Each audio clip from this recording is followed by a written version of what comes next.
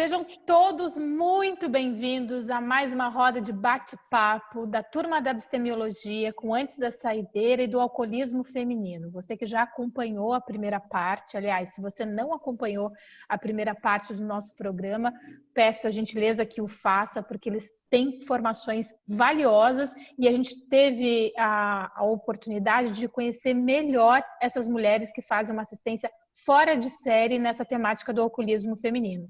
São elas, a Grazi Santoro, que é a idealizadora do projeto Alcoolismo Feminino e que é alcoolista e traz uma série de informações muito relevantes às mulheres que hoje sofrem com a questão do álcool. A Denise Cabral também é alcoolista em recuperação e traz aí uma bagagem bastante valiosa, uma partilha muito singular a respeito dessa temática do álcool. E a Cláudia também faz parte do projeto Alcoolismo Feminino.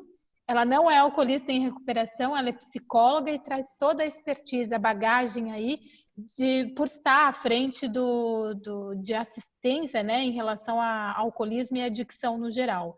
Meninas, sejam mais uma vez muito bem-vindas. A Carlinha Neves está falando lá de... só a parte dos estados que é importante, né, para a gente mostrar cada uma num cantinho desse Brasil afora. A Denise Cabral fala do estado do Rio de Janeiro, Cláudia também falando do estado do Rio de Janeiro, a Grazi Santoro fala de BH, Minas Gerais, eu, Isabela Colares, do Antes da Saideira, falo de Foz do Iguaçu, Carlinha Neves, meu braço direito, esquerdo, tudo que vocês possam imaginar, nossa querida amparadora do projeto, fala diretamente de Brasília, e o Péricles Zimmermann, abstemiologia, falando diretamente de Pontal do Sul, no Paraná. Pessoal, ficamos com algumas questões aí pendentes em relação... Pendentes? Não. Nós fizemos propositalmente para chamar a atenção de vocês, para conseguirmos mais audiência nessa segunda etapa do programa. Ficamos lá com os critérios. Eu pedi a vocês, a Cláudia especificamente, que estabelecesse para nós alguns critérios que as mulheres pudessem aí se direcionar, alguns critérios de referência para saber até onde é colocado um consumo aí exagerado de álcool. Será que no dia de hoje eu posso já me considerar alcoolista? Quais as referências para essas mulheres? O Péricles perguntou no primeiro programa, e nesse eu sugiro a resposta, o diálogo sobre as razões de vocês estabelecerem o termo coletivo, o porquê do uso coletivo.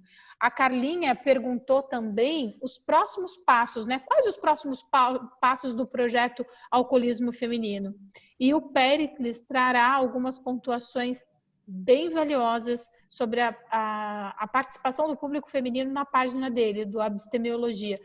Vocês topam, meninas? Porque nós mandamos nesse programa aqui, né? Já falamos que o Péricles é bendito fruto, ele está como infiltrado, né, em mais esse programa. Vocês permitem que ele que comece mostrando para nós as pontuações da página dele? Claro. É vocês que mandam, meninas. Se vocês toparem, a gente passa. Se vocês não toparem, a gente não passa. Se vocês toparem, pode ser? Curiosa aqui, quero ver. Eu também. Então vamos lá, Péricles. É contigo, meu jovem. Eu vou compartilhar a tela aqui. Então, aqui eu fiz um pequeno arquivo sobre 10 comentários que eu encontrei na minha página, que são os mais comuns, né? Existem outros mais peculiares, só que daí pode identificar a pessoa. Então, eu vou nos mais comuns, tá? Aqui só avisando que quando é comentário no Facebook, os comentários são públicos. Então, todo mundo que comenta, ele está dando uma opinião para a internet inteira. Agora, quando a mensagem é enviada no Messenger, ela é privada. Então, existe um certo sigilo nessa mensagem. Pelo menos a pessoa que está entrando em contato, ela quer um pouco mais de sigilo. Em qualquer um dos dois casos, eu não identifico ninguém, e nunca vou identificar ninguém, e nunca vou publicar nenhuma foto sobre dependente de álcool, não importa se é atriz global, se é ator famoso, nunca eu publico foto de dependentes ou de pessoas que façam consumo de drogas ou álcool na página da abstemiologia. A gente lida com abstinência.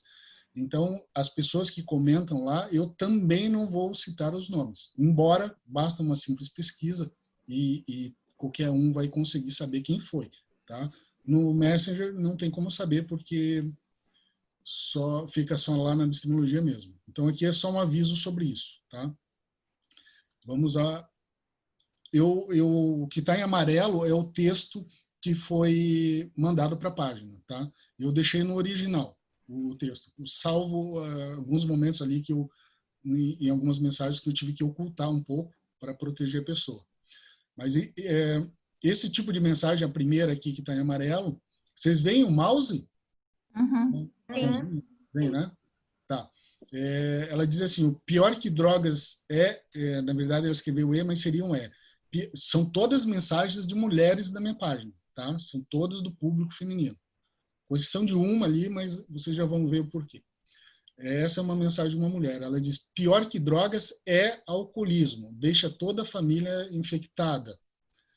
Mas não podemos parar nossa vida por uma pessoa, sendo que o próprio filho não quer a cura. Então, veja só. Aqui a pessoa está dizendo que ela minimiza as drogas, maximiza o alcoolismo, entendendo que o alcoolismo é pior do que as drogas, né? E, de certo modo, eu vejo aqui uma codependência, né? A gente fala de coabstinência. Esse é um outro fenômeno. Aqui eu vejo uma codependência, dizendo que o alcoolismo realmente é difícil, e isso está na família dela inteira infectada, pelo jeito, né? E não pode parar a vida dela, né? Porque o próprio filho não quer a cura, né? A própria pessoa não quer a cura. Ela diz aqui. Eu imagino que seja alguém muito íntimo dela. Então, veja, muita gente vê na página, dá uma pequena opinião sobre droga, e aí, logo em seguida, afirma que tem alguém na família. Tá? A gente nunca sabe quem é essa pessoa da família, e quando eu sei também, eu não divulgo. Normalmente é filho, tá? Filho ou marido. Tá? É a questão que não quer ajuda, né? Então, eu acho que isso é o padrão, né? Dá a impressão que é uma mãe, né? Pedindo ajuda, né? Sim. É isso que a gente percebe. Essa aqui foi uma opinião de uma pessoa também num comentário, de uma mulher, né? A sociedade bebe em excesso, come em excesso, ri em excesso, das mais variadas asneiras, palavras dela. Quando queremos ou precisamos sair dessa roda, o bicho pega, só existe uma maneira, procurar outros grupos. E isso se faz abraçando cursos, filosofias, enfim. A pessoa quer ou necessita sair, precisa primeiro se libertar das pessoas e do vício, depois de certo tipo de convivência, fácil não é, busque ajuda. Esse é um depoimento muito comum de pessoas que são terapeutas, tá? Ou tiveram muitos anos de terapia. Então, as mulheres da página que passaram por isso, elas descrevem isso. Elas têm a experiência, você percebe que nesse depoimento ela tem muita experiência. Ela diz, o bicho pega, para sair disso tem que evitar pessoas. Ela está dando todo o depoimento dela, da experiência que ela teve na vida dela. Veja que esse depoimento, por que eu gosto dele, desse tipo de depoimento? Ele não tem palavras-chave, que são chavões, vamos chamar assim, de grupos anônimos ou de determinadas terapias. Aqui a gente percebe que é alguém que tentou, ou saiu, nesse caso, da dependência por força bruta. Né? A gente chama do abstêmio Superman. Né? Nesse caso aqui não é um Superman, mas ela, como ela não utilizou nenhuma palavra específica, evite pessoas, hábitos e lugares, ou evite aquilo, a gente percebe que ela está procurando ajuda na internet. Ela diz, procurar outros grupos, e isso abraçando cursos, filosofias. Então, ela não quer uma filosofia específica, ela quer outras. Veja que é uma pessoa que está muito receptiva a novas ideias. Tá? Então, esse tipo de comentário também é padrão. Esse terceiro comentário aqui, eu bebo cerveja, mas queria parar. Muda a palavra cerveja, tá? Mas ele é um comentário e está na página. Então, tá? Qual que é o problema aqui? Na verdade, vários comentários vêm assim, eu bebo só cerveja e queria parar. Não? Então, as observações epistemológicas que se faz é minimização, falso controle sobre o uso, porque é só cerveja, né? Não é outras drogas, outras eu já parei. Então, negação da adicção, a questão da arrogância, negação das perdas. Não houve perdas, ela só quer parar, entendeu? Não está se sentindo bem, ela não admite perdas. Uma irresponsabilidade social. E eu tenho publicações específicas tratando disso. Mas veja que interessante, tá? Eu bebo só cerveja, né? Ou eu bebo cerveja, mas queria parar. Muito comum, tá? E em comentário. quer dizer, público, para o mundo todo, a pessoa escreveu isso lá, tá? E normalmente pessoas jovens. Outro comentário interessante, olha, mulher, tá? Quando eu parei de beber e fumar, nos primeiros meses me dava tremedeira, muita dor no pulmão, parecia que eu tinha que fumar para a dose passar, para a dor passar. Porra. Mas graças ao bom Deus, me livrei desses vícios, sempre enganado. Muitas vezes queria fumar de tudo e o jeito, eu fazia um café bem forte e orava para o Senhor tirar essa vontade de mim de beber. Também eu fazia sucos e tomava. Por mais que às vezes a pessoa fale no masculino, a gente percebe que fazia sucos e tomava são expressões bem típicas do público feminino. Aí ela diz aqui, em tantos anos, em tal mês, na verdade, eu vou fazer 1 ano que parei de beber. E em tal mês, vou fazer 1 ano que parei de fumar. Tá? Veja só, tremedeira, dor no pulmão,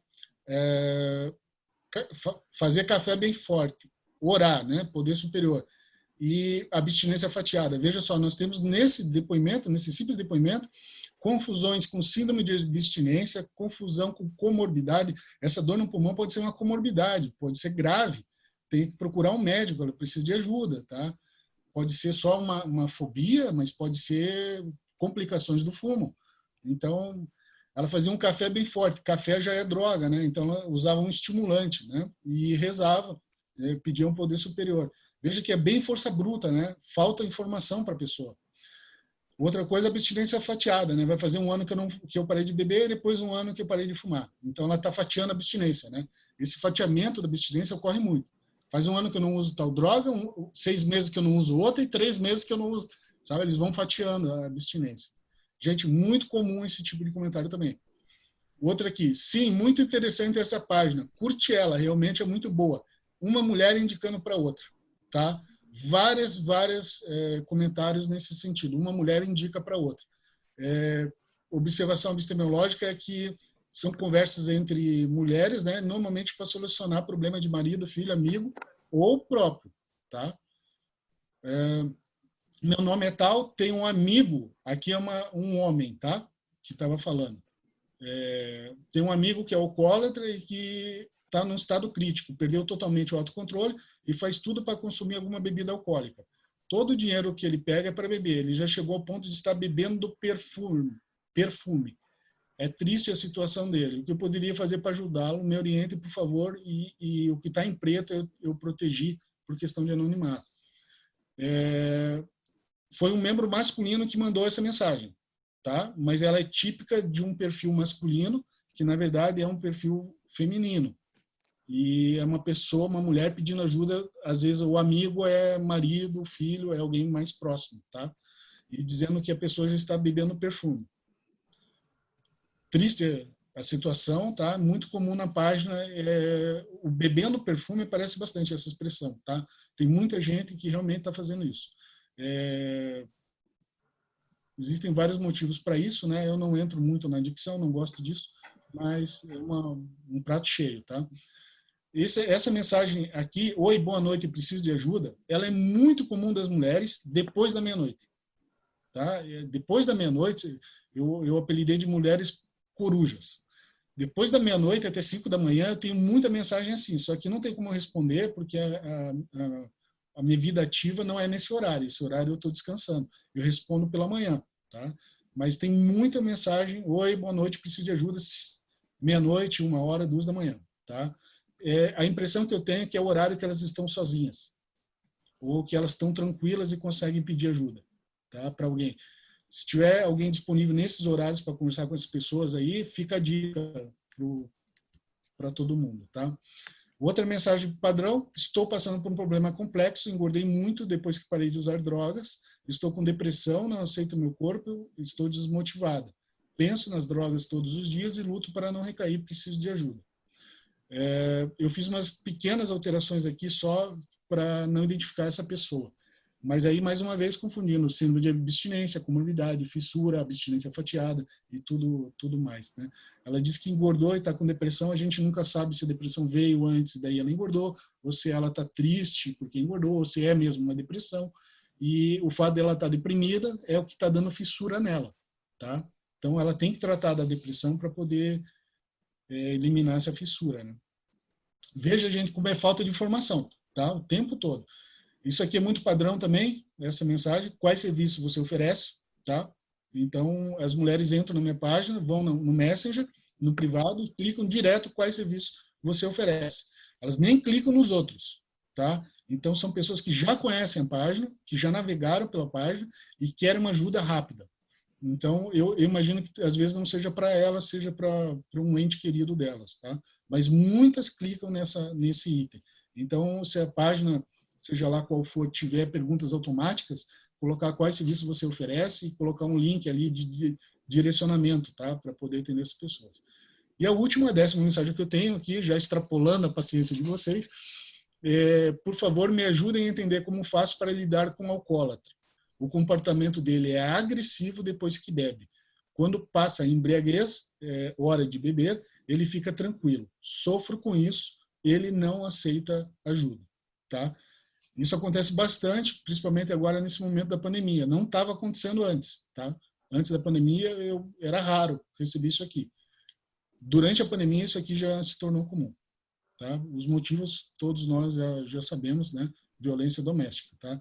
E ele não aceita ajuda. Então, é o padrão, tá? Pessoal, eram esses os comentários que eu queria mostrar para vocês verem o que acontece lá dentro da epistemologia em relação ao alcoolismo ou às mulheres que estão precisando de ajuda, que é o que a página Alcoolismo Feminino, o coletivo faz, e o Antes da Saideira também faz antes. A ideia do Antes da Saideira é justamente atuar antes do desenvolvimento da adicção, né?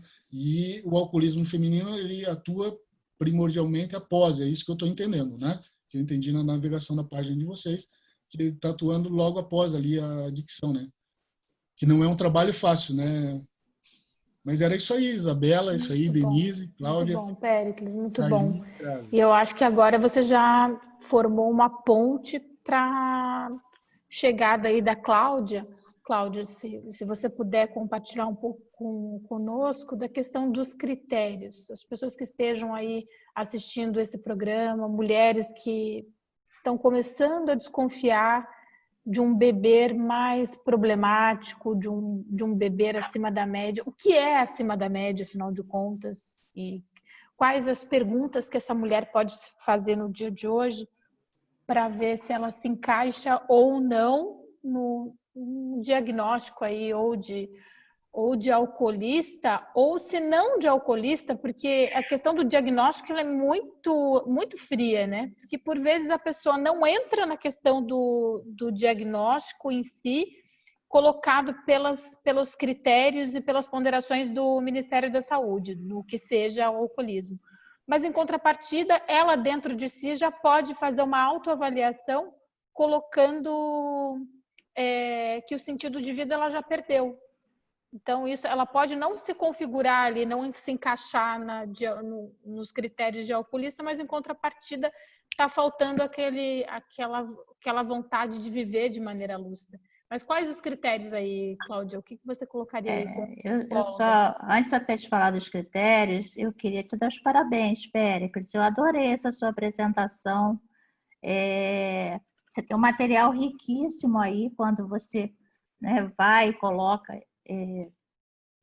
separado aí nessas falas, realmente consegue identificar vários tipos aí de problemas, né, que vêm associados com a dependência. Então, eu achei ótimo isso que você fez, te dá uma maior força aí para você continuar. Pelo que eu entendi, você já escreveu, né, tem livros aí. Isso é um material muito rico para um trabalho, até para apresentar em congressos, em palestras. Eu gostei muito. Parabéns. Tá? Cláudia, só que ele não gosta muito que elogie ele, já pegou no meu pé, nos bastidores. É alguma coisa que a gente tem que trabalhar com o Péricles nesse aspecto. Ah, tá. Quando eu falo que o cara é bom, é porque ele é bom mesmo. Sabe por quê? Porque ele trabalha com um nível de assistência que ele traz muita cientificidade. Ele não quer saber do blá blá blá e do blá blá blá. Ele traz dados numéricos. Ele é um cientista, ele é um pesquisador, e toda a base dele, toda a pesquisa que ele realiza é para um viés científico. Então é muito interessante. A assistência que esse rapaz está fazendo é muito grande. Todos nós nos beneficiamos disso, né? Então, obviamente, eu vou levar mais uma bronca depois de mais esse elogio. Mas eu não estou nem aí. O que é bom a gente tem que falar mesmo. Bom, eu não vou levar bronca porque eu não sabia. Então, só se... Não, mas, Cláudia, mas não deixe de elogiar, não. A gente vai elogiando mesmo. Toda certeza. Então, eu agora não levo mais bronca porque eu não vou elogiar mais. Não, pode elogiar. Pode elogiar, Cláudia. Todo mundo.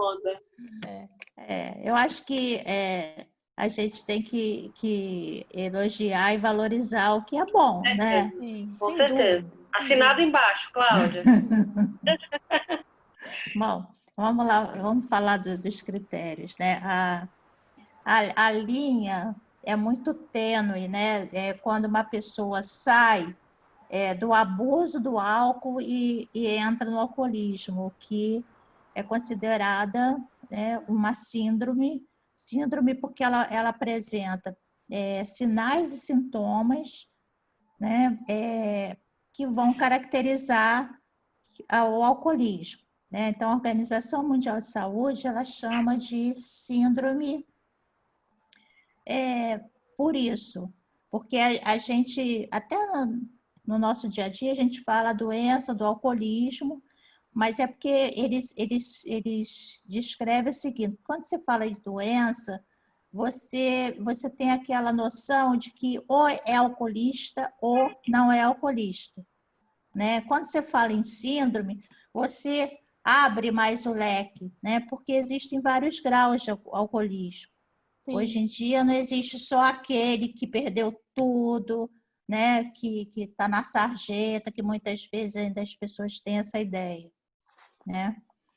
E, de qualquer forma, não existe consumo de álcool sem algum tipo de risco. Não estou falando com isso que as pessoas não podem beber, mas se você bebe e dirige, né, você não precisa ser um alcoolista para você ter uma consequência por isso, né? Você pode sofrer um acidente, você pode causar um acidente. Então, isso também a gente tem que levar em conta. Menores de 18 anos não podem beber, né?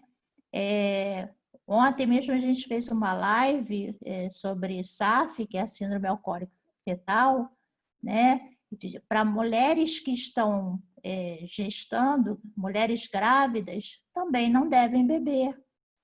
Então, não existe uma proibição, mas existem riscos que a gente também precisa levar isso em conta, né? Sim. Mas aí os critérios, né? A Organização Mundial de Saúde, ela criou alguns critérios até para ajudar o profissional a fazer um diagnóstico de alcoolismo. Então, o primeiro, um dos critérios, né? Não vou falar que é o primeiro porque não tem necessariamente uma ordem, mas é o estreitamento do repertório.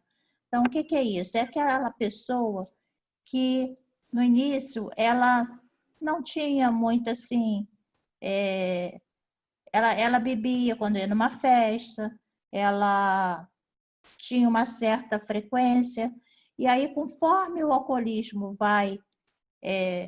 ela vai ficando, né, vai adquirindo a síndrome, ela passa a beber em lugares que antes ela não bebia, ela aumenta a frequência, ela já não escolhe muito o tipo de bebida, né? Então, é um estreitamento desse repertório dela, tá? Conforme ela vai estreitando o repertório, tem um outro critério, que é a saliência do bebê. O álcool passa a ser a prioridade na vida dela. Por isso que é muito comum, até pegando aquela fala do Péricles, né, que as pessoas comentam, e a gente vê muito isso também no alcoolismo. O que eu vou fazer agora sem o álcool? Minha vida tá horrível, não tem sentido. Justamente por conta desse critério, né? Porque a pessoa ela vai se afastando de tudo aquilo que antes era importante na vida dela.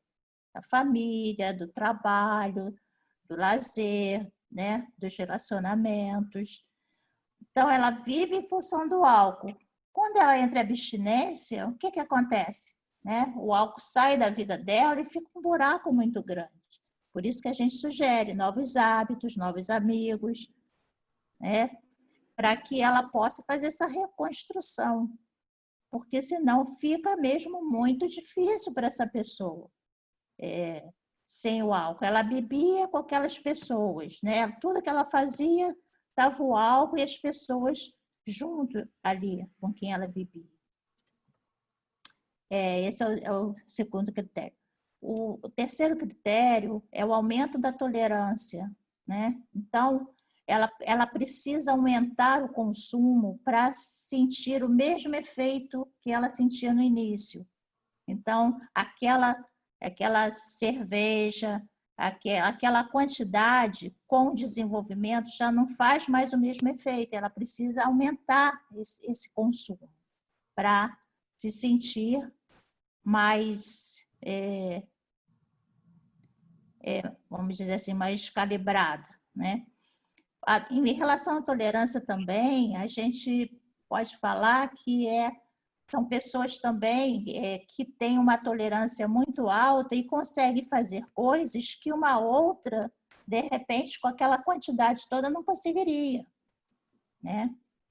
E também em relação à tolerância, a gente precisa ver que, conforme o alcoolismo vai progredindo, essa tolerância ela diminui.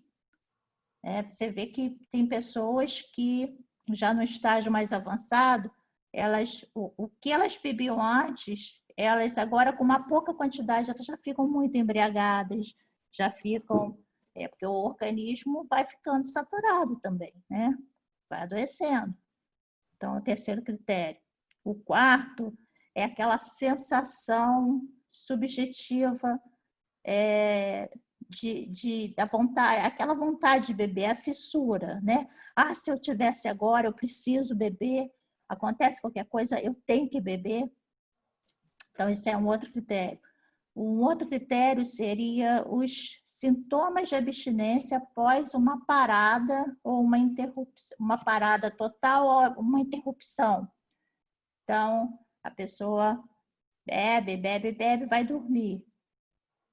Ela vai acordar com sintomas de abstinência, né? Que podem ser desde sintomas leves até sintomas bem graves, como podendo chegar até um delírio tremens, né? Que precisa até de uma internação. Mas são sintomas que, às vezes, quem está assim, no início do alcoolismo, às vezes eles são muito fraquinhos. Esses sintomas eles começam a aparecer quando a doença já está no estado mais avançado, né? Tem tremores. Então, o que elas fazem? Elas vão beber, acordam e vão beber, né? Por quê? Porque quando bebe, o álcool dá uma certa acalmada nesses sintomas. E isso faz com que elas continuem bebendo cada vez mais, né? Isso vai reforçando mais esse ato de beber. Um outro sintoma, um outro critério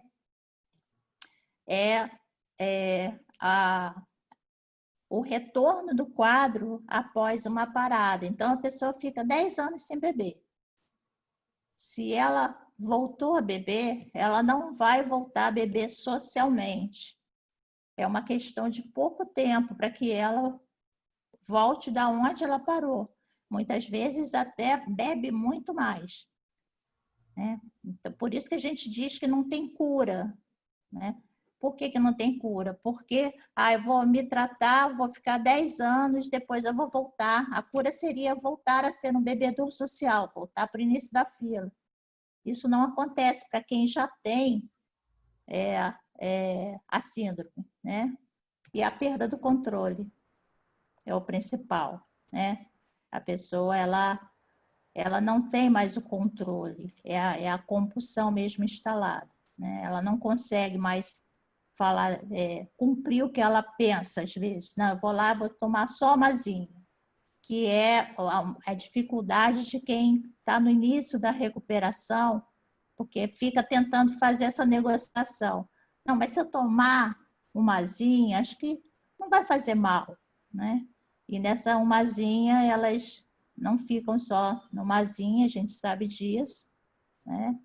E, então, quando o profissional vai e consegue fazer essa anamnese, né? E se esses, pelo menos 3 critérios desses, estiverem presentes no período de 1 ano da entrevista para trás, né? Nesse 1 ano de vida dessa pessoa, aí a gente já pode afirmar que essa pessoa tem, né, um quadro de alcoolismo. Aí a gente depois vai investigar como é que está esse alcoolismo, né? Ele está leve, né? Tá grave, para até ver como é que vai ser abordado isso, o que vai se fazer com isso, né? Que encaminhamentos você vai dar. Uma outra coisa também importante são as comorbidades, né? Dificilmente a gente no consultório, a gente recebe um paciente que não tenha um outro transtorno associado. Geralmente vem junto com uma depressão, né? Vem junto com ansiedade, vem junto com uma fobia social. Então, isso é muito comum. E aí a gente também tem que fazer essa investigação, porque às vezes o transtorno ele é anterior, o alcoolismo ele é secundário, né? Então, não adianta você tratar só o alcoolismo, você também tem que tratar o transtorno. Porque às vezes a pessoa começou a usar álcool tentando se medicar por ela mesma, né? Eu bebo porque quando eu bebo eu esqueço dos meus problemas. Eu bebo porque eu fico muito ansiosa, eu quero relaxar, né? E como esse álcool vai dando essa resposta positiva para aquela dor ou para aquele sofrimento dela, a tendência era voltar. Eu bebo porque eu sou muito tímido e toda vez que eu bebo eu consigo ficar numa festa, eu consigo namorar, eu consigo falar em público, eu consigo. Então, se a vida dela, isso faz parte, o que ela vai fazer? Ela vai sempre beber, porque o álcool está dando essa resposta, porque o álcool causa essa desinibição, não é? Então, é importante que a gente trate também essa outra comorbidade. E é por isso que para mim, pelo menos, eu vejo no voluntariado, no Antes da Saideira e nas intervenções que nós fazemos aí nas escolas e nas universidades, é praticamente impossível falar da temática da banalização do consumo de álcool sem falar de autoconhecimento. Porque por mais que a Organização Mundial de Saúde traga uma série de critérios que estabeleçam se a pessoa é alcoolista ou não, é o interesse por si mesmo, o interesse de saber como nós funcionamos, quais são as nossas lacunas, as nossas fissuras, as questões emocionais que ainda não foram trabalhadas. Sem isso, o indivíduo ele fica totalmente vulnerável. Ele fica totalmente à mercê de, inclusive, pegar um carimbo e colocar esse é alcoolista, esse não é alcoolista, esse é alcoolista, esse não é alcoolista. O autoconhecimento, para mim, meninas, não sei se isso faz sentido, mas é o autoconhecimento que pode dar um alicerce para as mulheres, inclusive, de saberem até que ponto aquilo não é fuga, né? Não é um processo de fuga. Isso eu não me reporto apenas ao alcoolismo em si, mas mesmo a bebida em condições moderadas, mesmo aquele ganho secundário de tomar aquele cálice de vinho no final de um dia mais atribulado. Até que ponto isso não tem relação com a ausência de conhecimento sobre si mesmo, sobre como você funciona, né? Sobre o Plínio do Amaral é um especialista em Curitiba nessa parte de adicção e ele propõe o seguinte questionamento. A gente não tem que se perguntar por que as pessoas bebem. O porquê a lista é enorme. É o aspecto cultural, é o fato do álcool estar inserido na sociedade há muito tempo, é a banalização, é a mídia, são as propagandas de álcool incentivando o consumo desde cedo. Tudo isso a gente já sabe. Ele acha que nós deveríamos substituir o porquê as pessoas bebem para que as pessoas bebem. Para que eu ainda preciso? Isso diz muito a respeito. E não pela esfera moral, você que está nos assistindo exatamente nesse momento. O debate não é pela esfera moralista, mas você tentar descobrir o para que você precisa daquela quantidade X de álcool diariamente, ou mesmo final de semana, para que diz muito a respeito de quem você é no dia de hoje. Diz muito a respeito de onde você anda depositando as suas energias, né? O seu tempo de vida. É o tempo de vida da pessoa. É a sua capacidade produtiva que pode estar sendo colocada aí de lado, né? Isabela, isso é muito importante, mas dependendo de como chega aquele paciente ou aquela, né, paciente, você tem que fazer uma espécie de hierarquia. Então, primeiro, você tem que trabalhar a abstinência, até para poder trabalhar essas outras questões. Sem dúvida. Né? Porque se a pessoa não tiver abstinente, fica difícil. Sem dúvida, sem dúvida. A linha de trabalho nossa aqui, a costura dos 3 projetos, para mim, ela é perfeita. O Antes da Saideira com a profilaxia, o alcoolismo feminino com a questão da doença já instalada, e a abstemiologia é um passo de vida e de tratamento contínuo, vitalício. Então, os 3 são muito bem costurados. E por falar em grupalidade, vamos falar das razões do porquê o coletivo. O Péricles fez essa provocação para vocês aí, Grazi. Por quê? Quais as razões aí do termo coletivo no projeto de vocês? Eu trabalhei, no último ano, eu trabalhei com empreendedorismo social. E o empreendedorismo social, ele caminha muito com essa questão de cooperativismo coletivo, né? Sempre colocando comunidades, né? Então, a gente pode olhar, hoje tem muito isso, né? A comunidade negra, a comunidade preta, né? A comunidade LGBT, a comunidade, o grupo, o coletivo. Então, quando eu pensei no alcoolismo feminino, eu falei, bom, vamos criar uma comunidade, vamos criar um grupo, um coletivo, e onde todas alcoolistas, com exceção da Cláudia, trabalhem para que a mensagem chegue ao maior número de mulheres possíveis. Então, começou eu, Cláudia e Denise, e as mulheres alcoolistas foram chegando. Então, hoje, a gente tem na nossa estrutura 2 advogadas alcoolistas, a gente tem na nossa estrutura 2 mulheres que trabalham com conteúdo, uma mulher que, entre as várias que a gente tem, mais uma que abriu o anonimato para levantar a bandeira do alcoolismo em mulheres LGBT, né? Então, o coletivo, a gente cresceu e cresceu muito rápido, porque principalmente o nosso lema assim, nenhuma de nós é melhor do que todas nós juntas. Eu, Graziella, não faria pelo alcoolismo feminino o que nós todas fazemos juntas, como coletivo. Então, tem uma que está à frente da equipe de psicólogas, que agora a gente tem uma equipe de psicólogas, não são alcoolistas, né, mas estão dentro do projeto, do guarda-chuva, do coletivo, tem várias frentes. Então, tem a Cláudia, que está capitaneando a questão da equipe de psicólogas, tem a Dê, que está à frente da equipe de jardineiras, que são madrinhas das alcoolistas, que ajudam de forma individual essas mulheres, né? Tem uma outra que cuida da parte do conteúdo, tem a outra...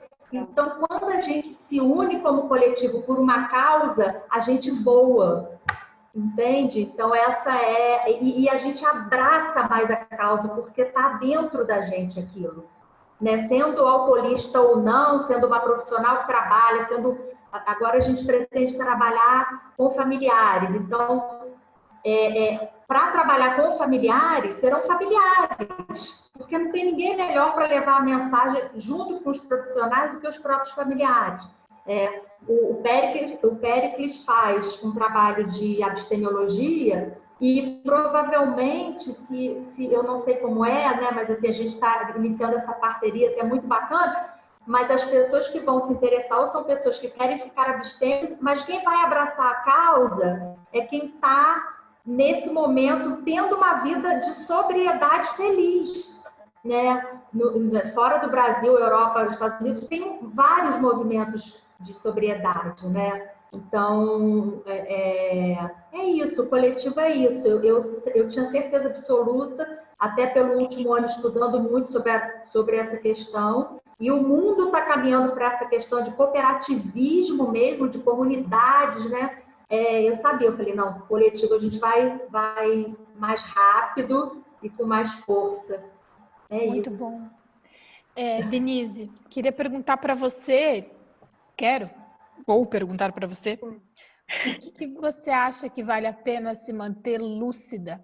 E uma comparação da Denise hoje para quando você bebia. Por que vale a pena ficar sóbria, Denise?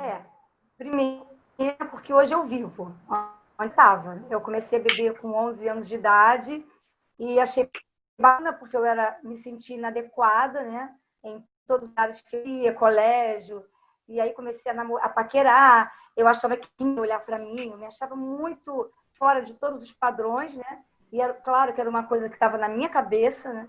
E quando eu conheci o álcool, naquele momento ele foi um grande parceiro, né? Porque eu não era mais tímida, eu era líder das turmas, né? Quando foi passando os anos, né? Que eu fui trocando, assim, quando eu tinha que ser criança, eu era adolescente eu já era uma mulher, e aí quando a mulher tinha que estar ali, já presente, eu queria ser uma criança. Então a minha vida foi totalmente desconfigurada, né? Eu vivi dentro do álcool, tudo meu tinha o álcool, é uma festa, tem álcool? Tem, não tem, eu não ia. Então, era isso.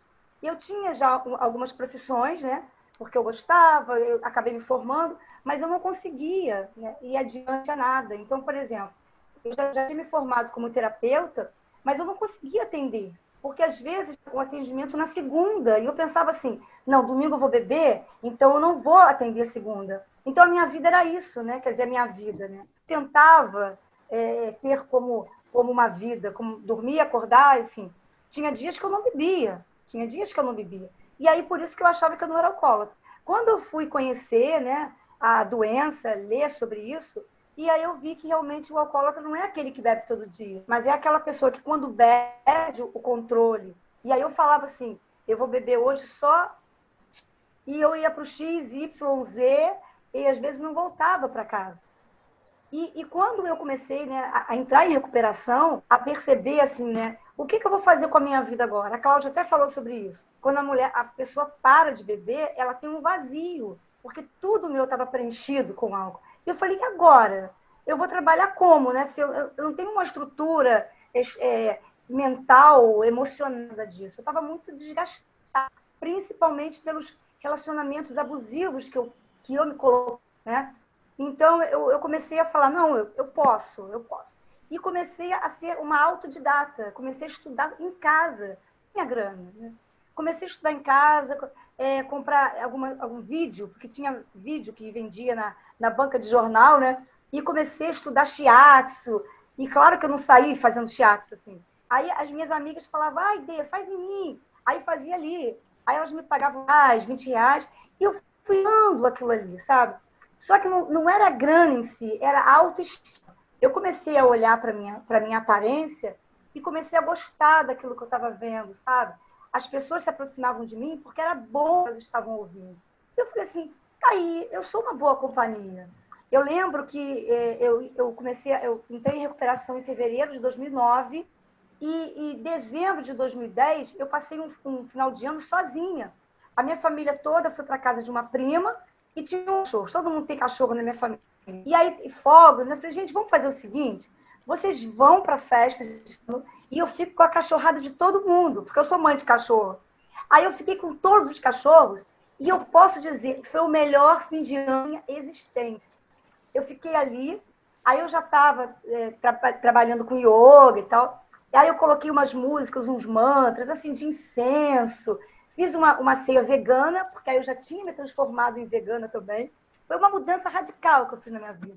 E aí percebi assim, eu falei, Deus, muito obrigada por eu chegar à conclusão que sou um ser humano maravilhoso, sabe?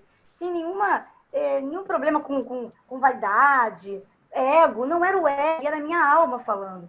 E ali eu comecei a falar, eu quero fazer um curso X, não tenho grana. Comecei a trabalhar com decupagem, artesanato, sabe? De ganhar dinheiro, fazia o curso. Aí me formei, né, como terapeuta Ayurveda. Depois eu falei assim, eu quero um diploma de yoga. E aí, eu aprendendo como terapeuta, me formei como professora. No meio do curso, a grana estava meio curta. Cheguei para o dono do curso e falei o seguinte, olha só. Aí contei para ele a minha história, não do álcool, né? E eu falei, eu preciso terminar esse curso, porque eu amo dar aula de yoga e eu preciso do diploma. Porque hoje, eu falei para ele, eu não minto mais. Eu não vou dar aula para os alunos sem um diploma. Eu sei que isso pode ser, enfim, mas eu achava que não era ético, né? Eu tinha toda a informação, mas eu não tinha um diploma. E ele falou assim, Denise, é o seguinte, dá aula e você começa a ganhar, com esse dinheiro você paga o curso. Então foi assim, muito pau, sabe? Eu sou muito comunicativa. Quando eu quero uma coisa, eu vou à luta, mas eu não era assim. Eu era timidrosa, eu tinha síndrome do pânico, né? E sem o álcool, eu sou outra pessoa. Hoje eu faço lives, assim, é muito engraçado, porque eu começo fazendo lives, gente, essa live é só de meia hora. E assim, 1 hora, às vezes cai a live, de tanto que a gente começa a conversar, interagir. Todo mundo que me conhece sabe que eu sou alcoolista, sabe que eu sou. Ninguém torceu o nariz para mim e eu falo de coração. Se alguém fizer isso é porque não conhece a doença. Eu sou portadora de uma doença. Eu fico adoecida quando eu começo a me distanciar dessa doença, não falar sobre ela, guardar as emoções que vêm meio conturbadas às vezes. Por isso é tão importante, né? A gente fala para as meninas lá do coletivo, é muito importante você falar o que você está sentindo. As reuniões, elas são fundamentais. E aí, quando eu começo a falar, não, deixa para lá, depois eu resolvo, eu estou começando a adoecer. E aí eu chego para alguém lá e falo, eu preciso conversar, compartilhar. A partir dali eu já renasço de novo, né? Porque é só por hoje. Então, quando você me pergunta como é a Denise hoje, da Denise de lá atrás eu não nego ela. Eu não nego, porque foi uma criança muito doente, né? Muito medrosa, que hoje eu posso acolher. Né? Eu coloquei hoje no meu Instagram falando sobre a criança interior. Né? Hoje eu trabalho com mulheres e eu não trabalho a mulher agora. Né? A gente vai lá atrás, naquela criança interior que está perdida. E hoje eu alimento a minha criança interior. Então eu posso dizer que você está 100%? Não estou 100%. Né? Ninguém é equilibrado o tempo inteiro. Eu tenho medo de pessoas que falam isso. É isso aqui, né? É esse momento. Eu estou muito bem. Pouco, talvez eu não esteja. Eu não sei se isso tem a ver porque eu sou alcoólica, né? Alcoolista. Ou todo mundo é assim, eu não sei. Eu bebi mais de 30 anos, né? Então eu não tenho ainda como responder. Eu não, né? Porque eu sou alcoólica praticamente desde que nasci. Eu conheci o álcool muito cedinho, eu era uma criança ainda. Então, eu hoje sou muito grata a tudo isso. Inclusive, eu digo que eu vou falar pouquinho, penso que vou falar pouquinho e falo muito. E é uma coisa que eu estou trabalhando em mim, né? Então, obrigada por ter feito essa pergunta. E isso mostra aí sofrendo, que está vendo a gente, né? Ela começou, não comecei assim. Eu nunca fui isso.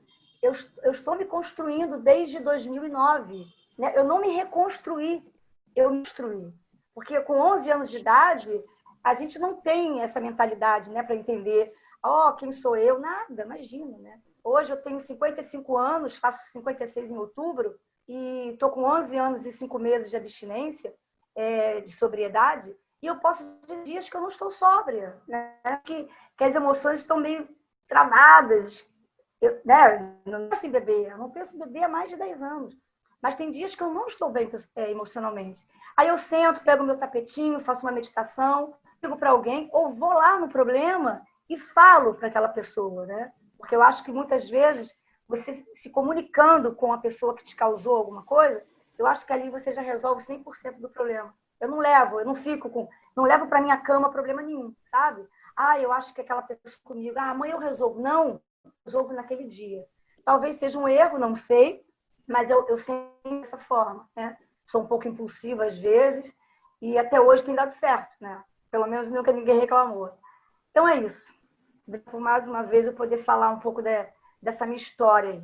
Não, a gente que agradece, e para mim poucas coisas são tão valiosas nessa vida do que essa capacidade da gente se conectar, de nos conectarmos uns com os outros de forma tão genuína, seja em relação ao alcoolismo ou qualquer outra temática. Essa conexão, esse despojamento frente às coisas que a gente precisa melhorar, evoluir, ir para frentex, é que tornam a vida tão especial. Essa é uma opinião minha, da Isabela.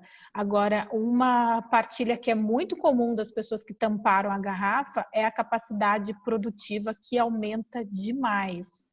Só que tem um argumento que a gente já colocou, já pontuamos aqui em uma das lives do Antes da Saideira com a turma da Abstemiologia, da banalização do consumo de álcool dentro das universidades e muitas vezes dos próprios professores, do glamour que existe em relação ao álcool dentro da esfera universitária, dentro do corpo docente das instituições. E quando a gente fala de capacidade produtiva, muitos desses professores, muitas dessas pessoas colocam, não, mas se eu estou produzindo e eu estou fazendo a entrega e suprindo as demandas muito bem, não tem problema nenhum eu continuar tomando a minha cervejinha ou fazendo isso e aquilo outro. Só que o convite aqui é experimentação.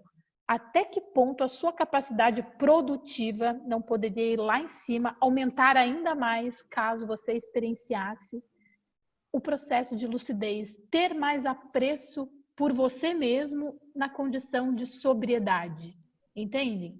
Na condição de estar sóbrio. Eu tenho prazer na minha companhia, eu sou bom para mim mesmo.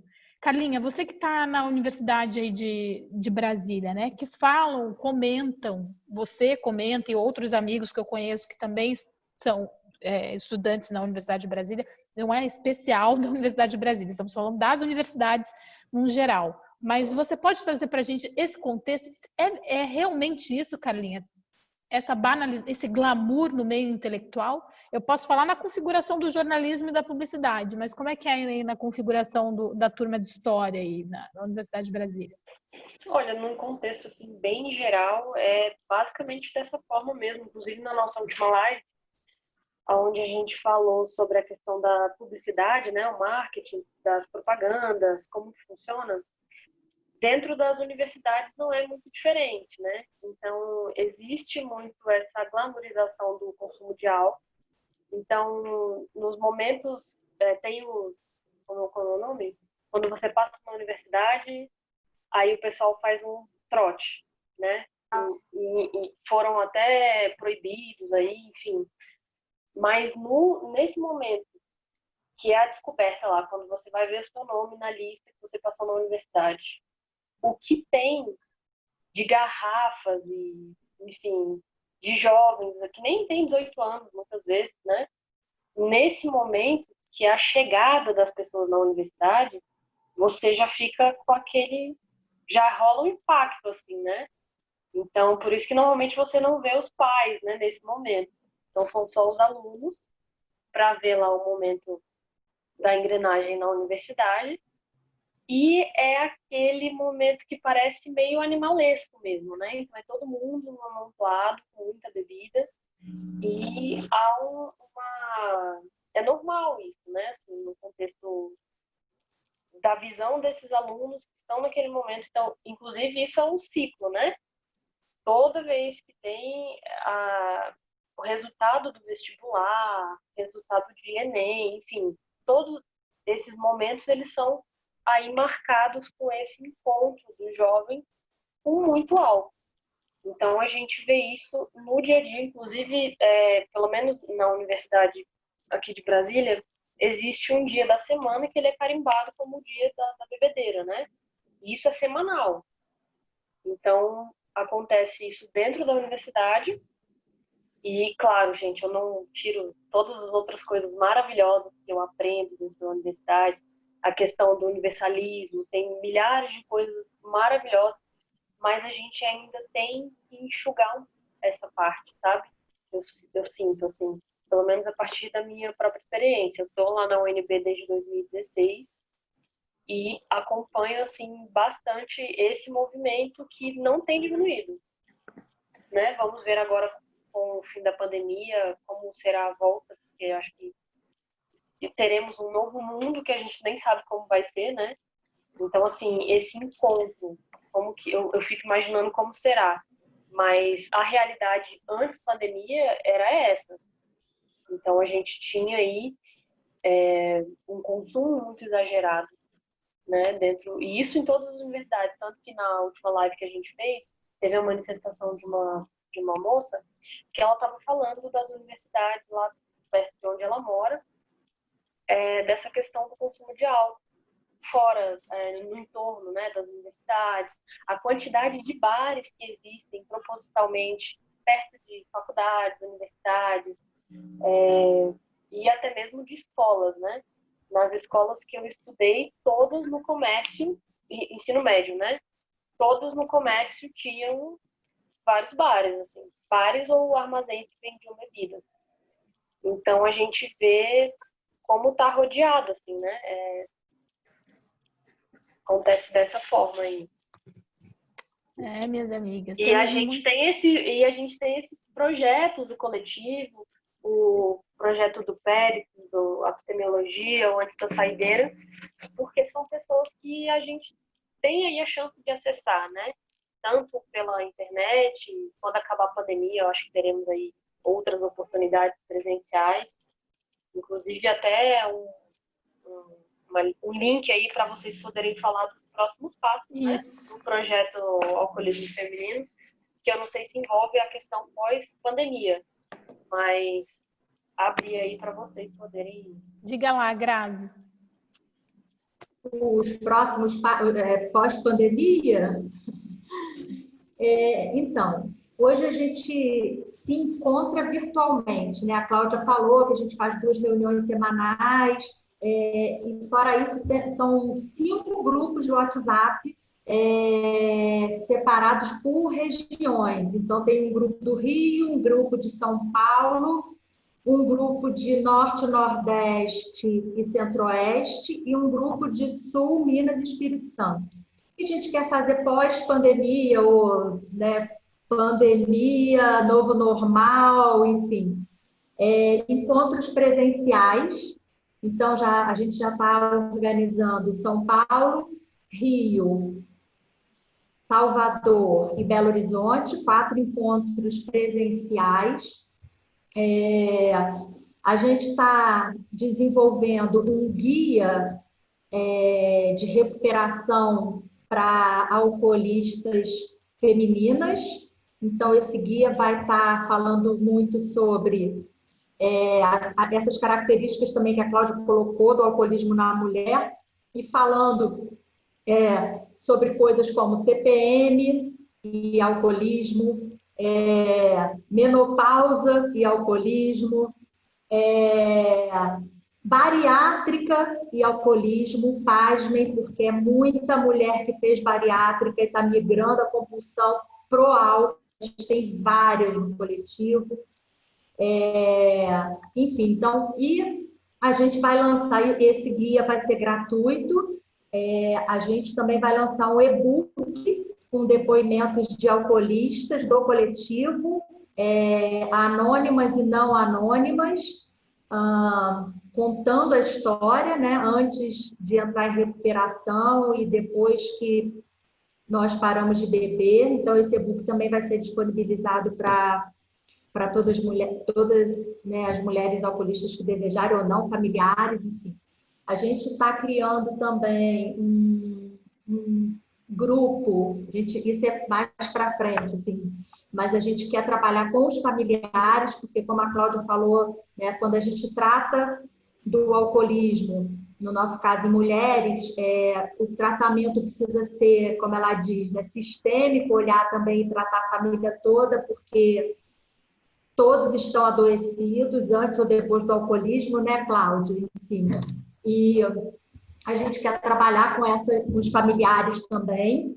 Então, por isso que a gente já criou agora um grupo de psicólogas, são 10 psicólogas que estão entrando para o nosso coletivo como parceiras. A gente vai começar a buscar também psiquiatras, mulheres, o nosso foco também na equipe profissional vai ser mulheres, então psiquiatras mulheres para também trabalharem com as nossas alcoolistas. Eu acho que é isso.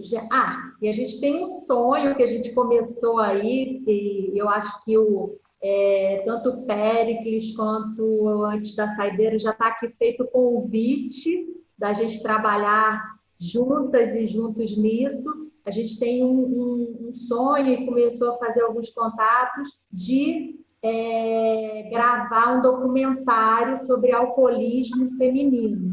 Então, esse é um passo mais para frente, né? Mas é um sonho de que a gente consiga investimentos para gravar esse documentário. E vai ser um prazer ter vocês com a gente nesse filme. Coisa Acho que o prazer é nosso poder, né, participar. E, gente, sério, acho que a cada encontro desse, assim, eu saio muito mais feliz, assim, de ver o engajamento, né, das pessoas, ver o coletivo de vocês aí com todo esse engajamento no Instagram, nas redes sociais, dando apoio para as pessoas. E eu saio cada vez mais informada, porque, olha, é muita informação nova, cada encontro, assim, sabe? Então, é muito, muito bacana e poder levar isso, né, para as outras pessoas. Eu fico extremamente feliz, de verdade. Sim. E eu fico muito feliz também por você, Carlinha, que foi a Carlinha que nos apresentou a esse grupo fantástico. Carlinha, mais um motivo de orgulho aí de ter você no Antes da Saideira. Isa, foram elas que acharam a gente. Não sabia disso não. Porque foi assim, foi uma curtida um dos nossos vídeos da live que teve do alcoolismo feminino. E aí eu olhei e eu falei, olha, que legal, que página interessante. Então eu que legal, não lembrava. A ver os vídeos, a olhar tudo. Acho que eu nem cheguei a comentar com vocês como foi esse início, né?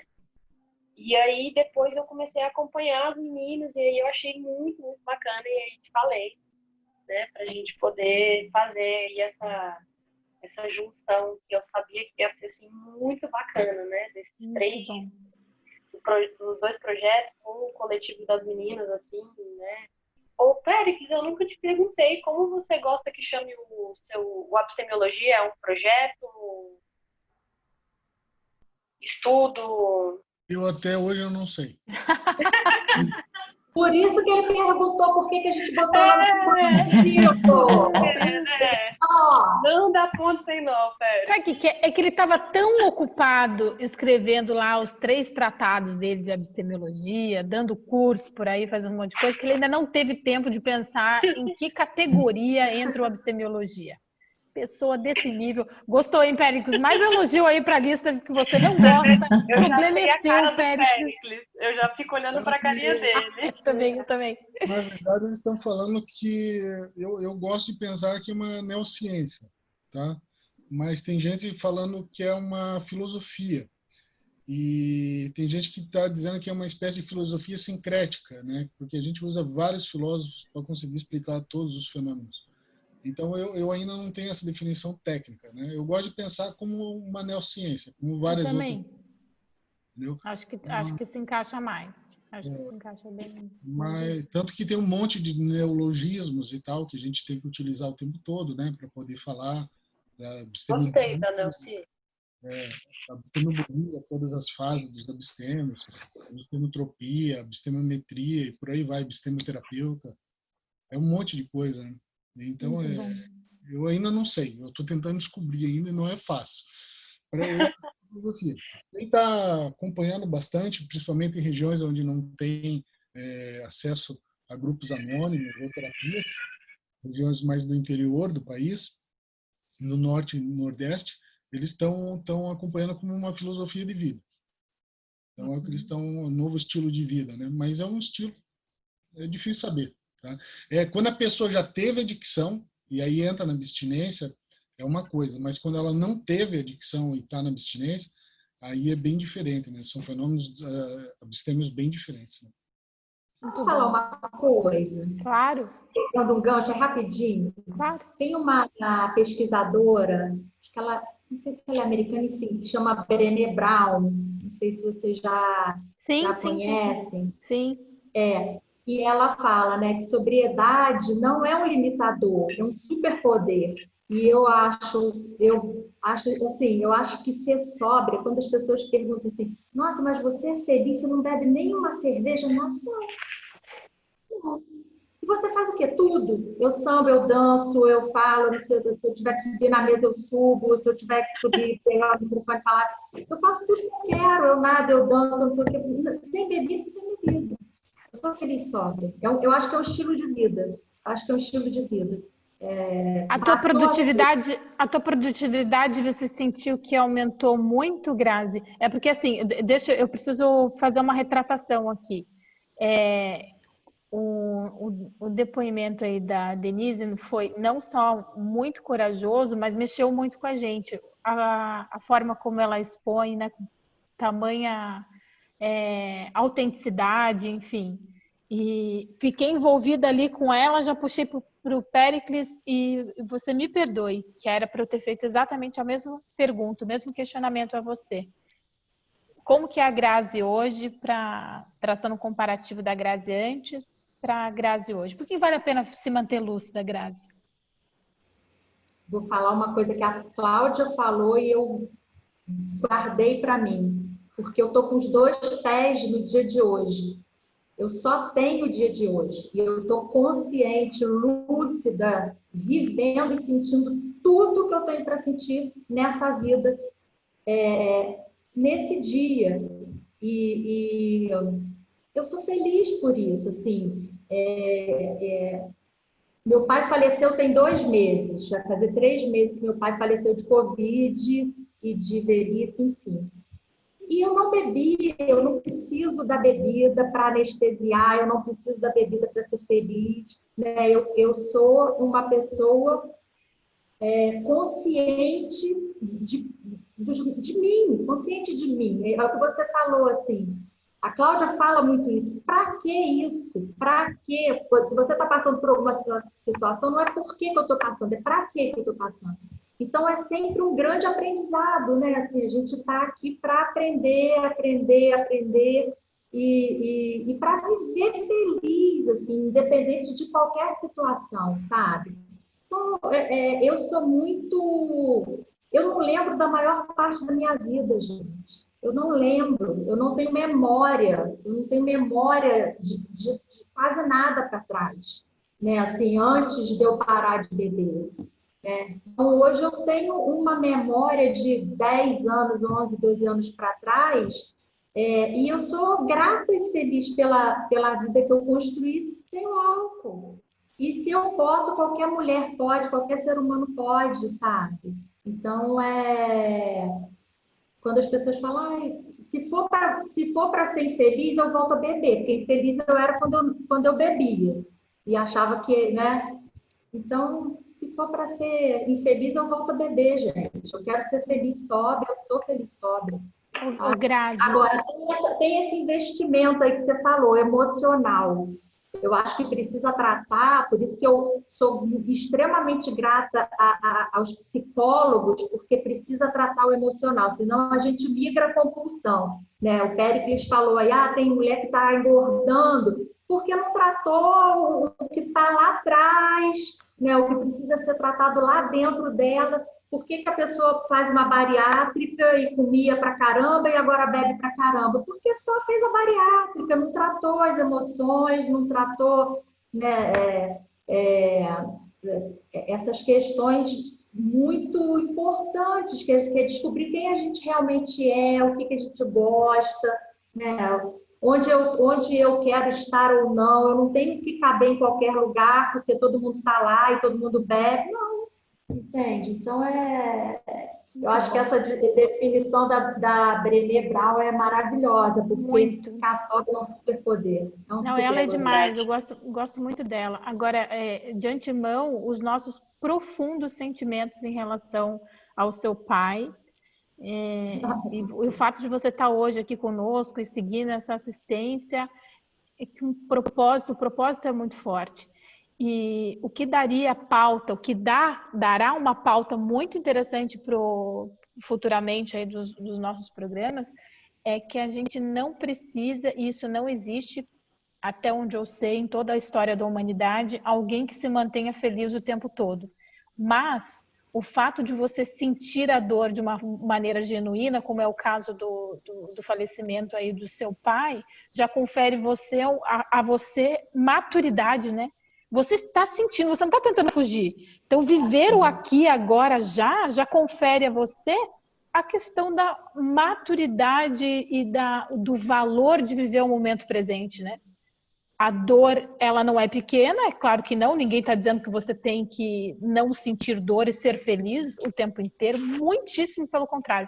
Mas a oportunidade que você se deu, que vocês se deram e que nós podemos nos dar, de viver cada minuto do dia, não viver nem lá na frente e nem ficar choramingando o passado.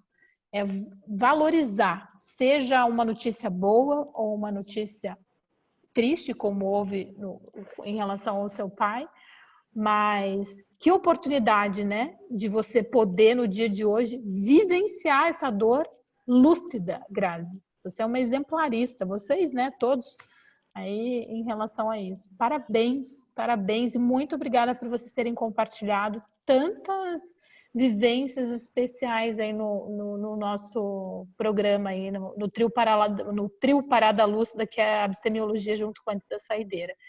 Alguns segundos, porque a gente já extrapolou um pouquinho o tempo, porque o negócio estava muito bom mesmo, vocês têm que entender.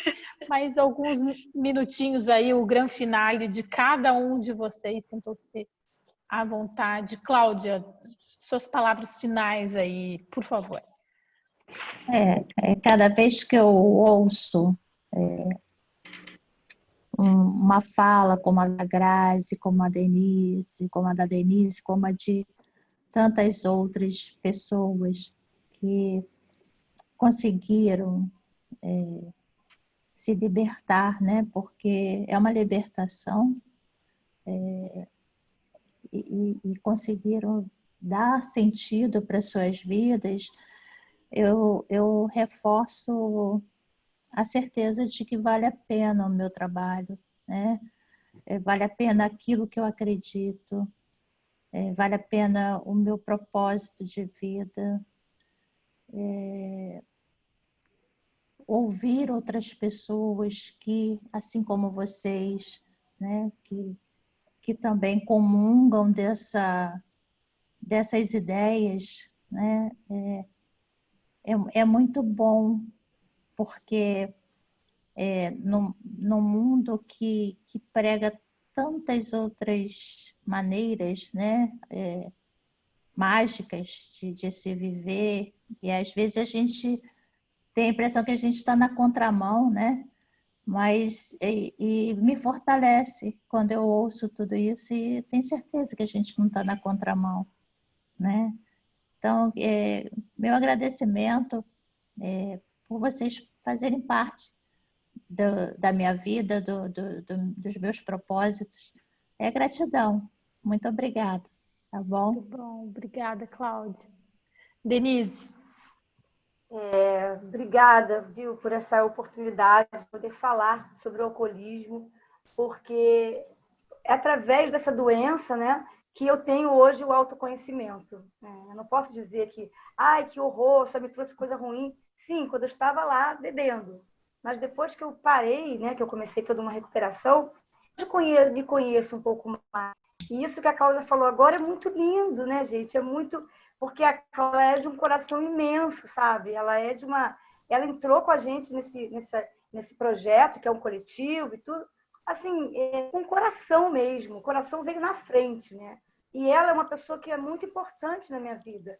Porque eu lembro que quando eu conheci a Cláudia, eu estava muito necessitada de um colo, sabe? De uma presença feminina que me entendesse. E eu lembro que ela perguntou assim para mim, o que você gosta de fazer? Eu não sei. Ela falou, então vamos juntas. Isso foi muito bom, porque ali eu vi uma parceria, ali eu falou assim para mim, você não está perdida, sabe? Você tem jeito. E está aqui a prova, né? Então, muito obrigada por tudo isso. O coletivo feminino está aberto, né, para qualquer mulher que for assistir a gente, que estiver assistindo a gente, tiver dúvidas, né? Lá na nossa página do Instagram tem umas perguntinhas, né, que ela pode olhar aquelas perguntas e ver ali, sim, não. Se tiver 3 perguntas, responder sim, já é o início, que ela pode ter, né, a síndrome do alcoolismo, enfim, é uma luz no fim do túnel. E isso é tão bom, eu hoje poder... Eu falei isso ontem numa live, né, que é o seguinte, antes ninguém acreditava em mim, nem informação na rua, né? Qual é o ônibus que passa na rua tal? E hoje tem meninas do coletivo que me procuram, né?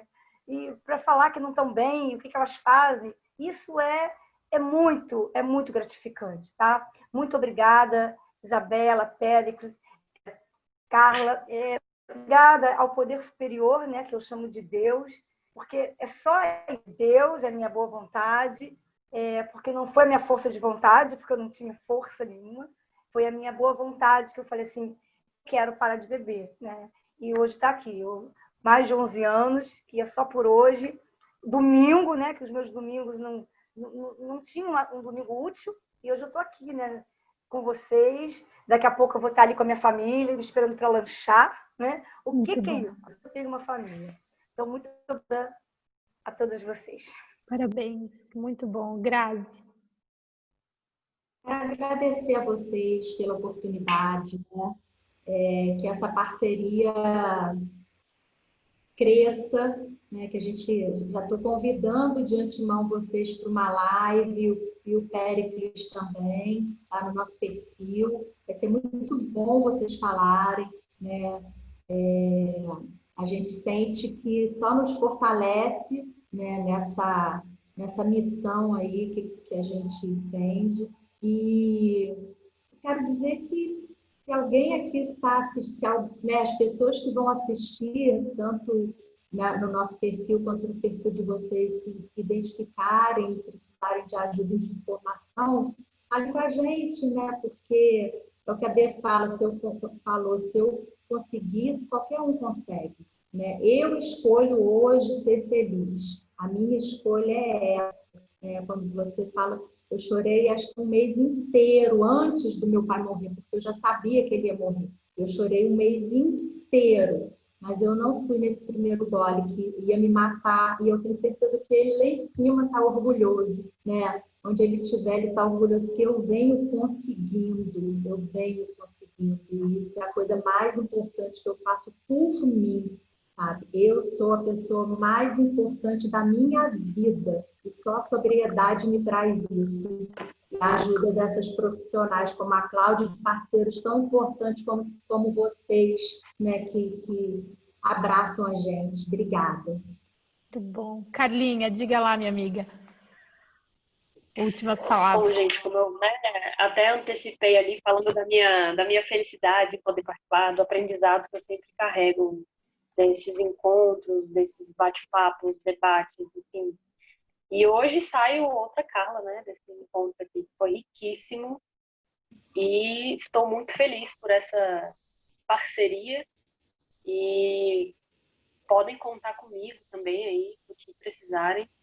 E estamos aí, gente. Tá bom? Muito bom. Zimmermann. Agradecer a todos vocês aí, obrigado por me aturarem aí. Um intruso aí, um homem no meio. Não foi fácil para você também, Péricles, não foi fácil. Isabela. Oi, diga, Grazi. Palmas para ele. Obrigado a todas.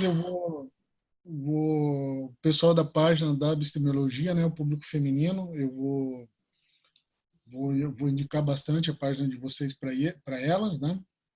E agradeço a oportunidade. Sempre é bom essas páginas, quando a gente faz esses contatos no Facebook, todas elas sempre crescem. Então, eu acho isso muito bom. Crescem não só número de seguidores ou de curtidas, mas crescem em credibilidade, né? E eu acho que isso que é o mais importante no mundo virtual, as páginas que têm credibilidade e que tendem a crescer. E não as páginas que publicam informações, mas as que têm credibilidade. Então, não é o número de informações que faz a página crescer, mas a credibilidade que ela transmite, né?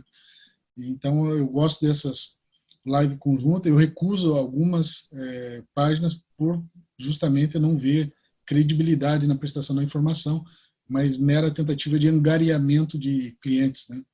Então, aí quando é clínica, comunidade, às vezes eu fico um pé atrás e, no caso de vocês, aceitei com a maior da boa vontade e agradeço a oportunidade de ter conhecido vocês. Espero um dia conhecê-las pessoalmente, né?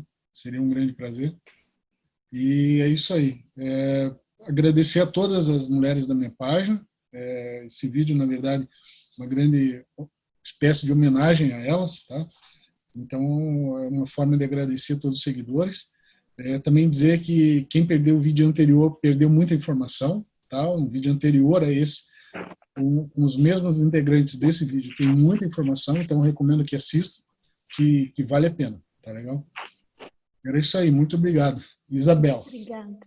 Eu sou profundamente grata a ter tido essa oportunidade e o que vocês fizeram conosco hoje é dar mais gasolina azul, mais motivação para a gente continuar com essa assistência. É muito bom conhecer gente que se propõe no dia de hoje a trabalhar para que outras pessoas tenham esse apreço pela vida de maneira lúcida, sem precisar alterar o estado de consciência de maneira artificial. Profundamente grata, que esse seja o primeiro de muitos encontros. E você aí de casa, você que nos acompanhou em mais essa edição do Antes da Saideira, junto com a turma da Epistemologia, e hoje em caráter bem especial com a turma do Alcoolismo Feminino, nós desejamos a você boas reflexões sobre quem você é, investidas, genuínas em autoconhecimento, e até a nossa próxima roda de debate. Álcool. Essa é uma verdade, a banalização do consumo de álcool, essa é uma verdade que não desce redonda e que nem nunca descerá.